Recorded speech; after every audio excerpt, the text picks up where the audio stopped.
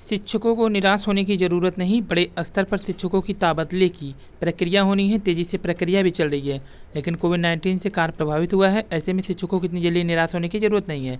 हम quality education पर काम कर रहे हैं, ये बयान दिया है सतीश चंद्र द्विवेदी, जो कि बेसिक शिक्षा राज्य मंत्री स्वतंत्र प्रभार के हैं। वहीं 69,000 शिक्षक भर्ती प्रक्रिया के बारे में डाटा को ओबीसी आयोग पहुँचाने के बारे में कहा, डाटा दे दी गई है। वहीं देश के 40 केंद्रीय विश्वविद्यालयों में ओबीसी का एक भी प्रोफेसर नहीं। कई कॉलेजों ने राष्ट्रपति प्रधानमंत्री को लिखा पत्र।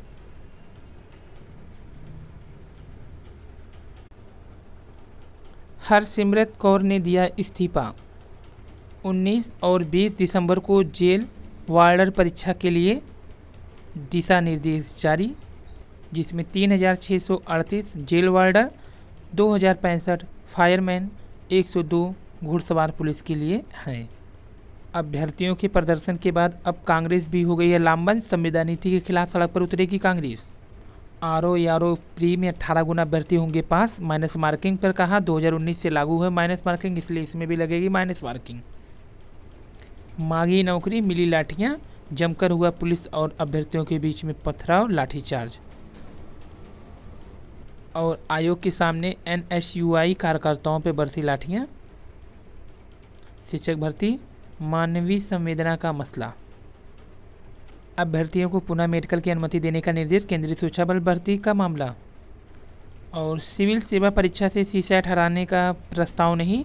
केंद्र सरकार ने गुरुवार को स्पष्ट किया कि सिविल सेवा परीक्षा सीएसई से सिविल सेवा एप्टीट्यूड टेस्ट सीसैट हटाने का कोई प्रस्ताव नहीं है। प्रयागराज में प्रदर्शनकारियों की पुलिस से झड़प, पथराव, लाठीचार्ज। प्रमोशन के एग्जाम में सभी जज फेल। गुजरात हाई कोर्ट ने कराई थी 119 जजों की परीक्षा, 35% सीट पर हुई थी परीक्षा। 119 जज के लिए 1372 वकील, सभी हो गए फेल। और अफसर नहीं सुलझा रहे हैं अभी तक 36 आरक्षण का पेच। और संविदा कार्यक्रम जो लाया गया सरकार द्वारा, पहले से चल रही भर्ती प्रक्रिया भी नई नियमावली के दायरे में आएगी, यानी 69,000 शिक्षक भर्ती भी इस दायरे में आएगी। नमस्कार दोस्तों, स्वागत है आपका। तो विरोध में हरसिमरत कौर ने दिया इस्तीफा। दरोगा भर्ती के लिए तय नहीं हो पा रही है परीक्षा एजेंसी। परीक्षार्थियों की होगी बायोमेट्रिक हाजिरी, जबकि सेना में भर्ती के लिए मेडिकल परीक्षा 21 से होगा फतेहपुर समेत 13 जिले में। और बेरोजगारी के मुद्दे पर कल सैकड़ों युवा जुटे, 11 नामजद जबकि 100 अज्ञात के खिलाफ रिपोर्ट दर्ज की। बालसन चौराहे पर पुलिस से झड़प, पथराव और लाठीचार्ज। जबरन हटाए जाने पर भड़के, पथराव होते ही बरसने लगी लाठियां।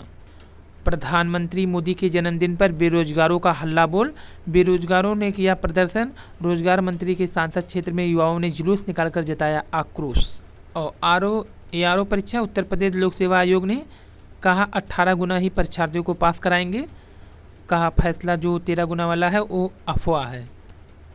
जैसा कि 2016 का प्रारंभिक परीक्षा विज्ञापन के अनुरूप 18 गुना परीक्षार्थियों को ही क्वालिफाई कराया जाएगा, जो कि 13 गुना क्वालिफाई कराए जाने की सोशल मीडिया पे वो अफवाह है। वहीं माइनस मार्किंग के मसले पर सचिव बोले कि 2019 से ही आयोग की सभी परीक्षाओं में माइनस मार्किंग लागू की गई है, या किसी एक अभ्यर्थी के लिए नहीं है बल्कि सभी के लिए है। बता दें कि 20 सितंबर को आयोजित होने जा रही आरओ 2016 की प्रारंभिक परीक्षा में शामिल होने के लिए करीब 3,61,000 अभ्यर्थियों ने आवेदन किया। इस परीक्षा के तहत 361 पदों पर चयन होना है। परीक्षा में शामिल होने जा रहे सभी अभ्यर्थियों ने 2016 में आवेदन किए थे और प्रारंभिक परीक्षा कराई गई थी, लेकिन पेपर लीक के कारण परीक्षा निरस्त कर दिया गया था। वहीं यूजीसी नेट की 24 सितंबर से होने वाली परीक्षा के लिए एडमिट कार्ड की जल्द ही जारी होने की घोषणा की है। UGC net 2020। प्रदेश भर में संविदा व्यवस्था के विरोध में कैंडल मार्च। कानपुर में भी बड़ी संख्या में अभ्यर्थियों ने किया प्रदर्शन। और डीएलएड 2020 सत्र के शून्य होने के आसार। विश्वविद्यालय के फाइनल सत्र की परीक्षाएं न होने से डीएलएड के लिए नहीं मिल रहे हैं अभ्यर्थी। सत्र के अब अगले वर्ष शुरू होने के आसार हैं। तो आरओ परीक्षा में 18 गुना ही पास होंगे। विवाद पर उत्तर प्रदेश लोक सेवा ने जारी की स्पष्ट बयान। युवा रहे ललकार, हमको दो रोजगार। 17 सितंबर को व्यापक प्रदर्शन प्रधानमंत्री के जन्मदिन पर।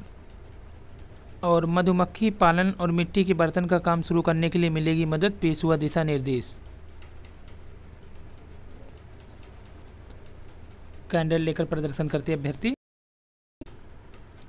तो केंद्रीय मंत्री हरसिमरत कौर ने इस्तीफा दे दिया है। उन्होंने किसानों के समझ लाए गए विधेयक पर इस्तीफा दिया, जिसमें विधेयक क्या था कि कृषि उपज, व्यापार और वाणिज्य संबंधित सुविधा विधेयक, उपज कहीं भी बेच सकेंगे, बेहतर दाम मिलेगा, ऑनलाइन बिक्री होगी। विरोध क्यों किया? मंडियाँ खत्म हो गई तो किसानों को MSP यानी न्यूनतम समर्थन मूल्य नहीं मिलेगा। वन नेशन वन MSP होना चाहिए। और दूसरा था मूल्य आश्वासन तथा कृषि सेवाओं पर किसान सशक्तिकरण और संरक्षण समझौता, किसानों की आय बढ़ेगी, बिचौलिए खत्म होंगे, आपूर्ति चेन तैयार होंगे। लेकिन इसमें विरोध क्यों हुआ? कीमतें तय करने की कोई प्रणाली नहीं, डर है किसी निजी कंपनियों को किसानों का शोषण का जरिया मिल जाएगा। और तीसरा था इसमें आवश्यकता वस्तु संशोधन, जैसे अनाज, दलहन, खाद्य तेल, आलू आदि, प्याज आदि अन्य और वस्तु नहीं रहेंगे, इनका भंडारण होगा। कृषि में विदेशी निवेश आकर्षित होंगे। तो इसमें तो विरोध हुआ कि कारोबारी जमाखोरी करेंगे, इससे कीमतों में अस्थिरता आएगी, खाद्य सुरक्षा खत्म हो जाएगी। इन्हीं मुद्दों पर लाए गए अध्यादेश की वजह से इन्होंने इस्तीफा दे दिया। मैंने किसानों के खिलाफ लाए जा रहे अध्यादेश को लेकर केंद्रीय मंत्रिमंडल के मंत्री पद से इस्तीफा दिया। मुझे गर्व है, मैं अपने किसान भाइयों और बहनों के साथ हूँ। और विपक्ष ने मोदी के जन्मदिन पर मनाया बेरोजगारी दिवस। विपक्षी दल व छात्र संगठनों ने कई जगह प्रदर्शन कर नारेबाजी की, पुलिस ने चलाई लाठियाँ, कई गिरफ्तार, जमकर हुए बवाल, पत्थर और लाठीचार्ज। मुख्यमंत्री आवास के बाहर चूड़ी लेकर प्रदर्शन कर रही सपा महिलाएं भी हुई गिरफ्तार।